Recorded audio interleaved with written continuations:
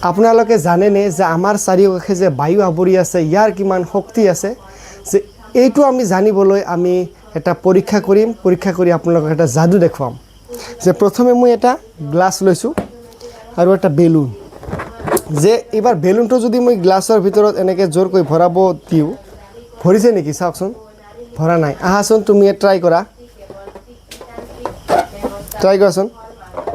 জোৰকৈ দিয়া ভৰিছে নেকি ভৰা নাই যেহেতু বেলুনটো মই গ্লাছৰ ভিতৰত যিমান জোৰকৈ দিওঁ বেলুনটো সোমাই যাব নেকি নোসোমায় তেনেহ'লে এইটো সোমাবলৈ আমি যদি অলপ ব্ৰেইন খটাওঁ অৰ্থাৎ সায়েন্সৰ প্ৰয়োগ কৰোঁ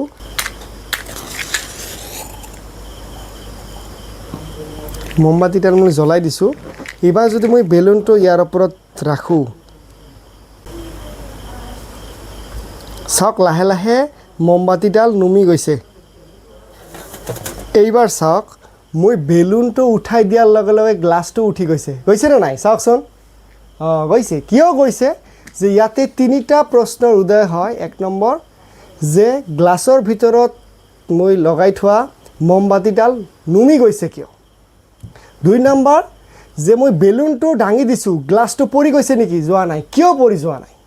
তিনি নম্বৰ যে মই বেলুনটো যে মমবাতিডাল জ্বলাই ৰাখিছোঁ বেলুনটো ইয়াৰ ওপৰত ধৰাৰ সত্ত্বেও বেলুনটো ফাটি গৈছে নেকি কিয় ফাটি যোৱা নাই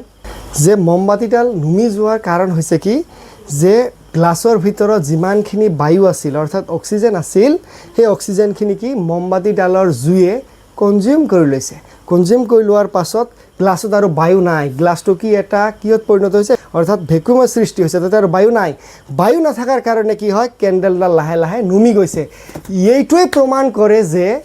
জুই জ্বলিবলৈ হ'লে আমাক কিহৰ প্ৰয়োজন হয় অক্সিজেনৰ প্ৰয়োজন হয় বুজি পাইছা তো ইয়াৰ পিছত মই বেলুনটো দাঙি দিছোঁ কিন্তু গ্লাছটো পৰি গৈছে নেকি যোৱা নাই কিয় যে ইয়াতে গ্লাছৰ ভিতৰত কি হৈছে বায়ুখিনি শেষ হৈ যোৱাৰ পাছত ইয়াতে কি হৈছে ল' প্ৰেছাৰ ক্ৰিয়েট হৈছে এতিয়া বাহিৰত ইয়াৰ চাৰিওকাষে যিখিনি এটমস্ফিয়াৰিক প্ৰেছাৰ আছে প্ৰেছাৰে কি কৰে যে air moves higher pressure to lower pressure অৰ্থাৎ বায়ুৱে উচ্চ চাপৰ পৰা নিম্ন চাপলৈ গতি কৰে এতিয়া বাহিৰৰ বায়ুখিনি কি কৰিব গ্লাছৰ ভিতৰত সোমাবলৈ চেষ্টা কৰিব কিন্তু গ্লাছৰ মুখখন বন্ধ আছে কিহেৰে বন্ধ কৰি ৰাখিছোঁ আমি বেলুনটোৰে বন্ধ কৰি ৰাখিছোঁ এইবাৰ কি কৰিব এই ইয়াৰ চাৰিওকাষৰ বায়ুৱে বেলুনটোৰ ওপৰত চাপ দিব সেই চাপ দিয়াৰ বাবে বেলুনটো চাওক অলপমান ভিতৰত সোমাই গৈছে বুজি পাইছে যে আৰু কি হৈছে যে বেলুনটো ফাটি যোৱা নাই কিয় যে বেলুনটো ফাটি যোৱা নাই হৈছে যে মই বেলুনটোৰ ভিতৰত অলপমান পানী ভৰাই ৰাখিছিলোঁ সেইকাৰণে ফাটি যোৱা নাই কি হৈছে যে কেণ্ডেলডালৰ যিখিনি তাপ আছিল সেই তাপখিনিয়ে কি কৰিছিল বেলুনটোৰ ভিতৰত থকা পানীখিনি ইয়াক শোষণ কৰি লৈছে শোষণ কৰি দিয়াৰ পাছত সেইকাৰণে বেলুনটো কি ফাটি যোৱা নাই গতিকে এনেকুৱা ধৰণৰ সায়েন্সৰ আমোদজনক তথ্যৰ বাবে আমাৰ লগত জড়িত থাকক আৰু আমাৰ ফেচবুক পেজটো ফলো কৰি ল'ব ধন্যবাদ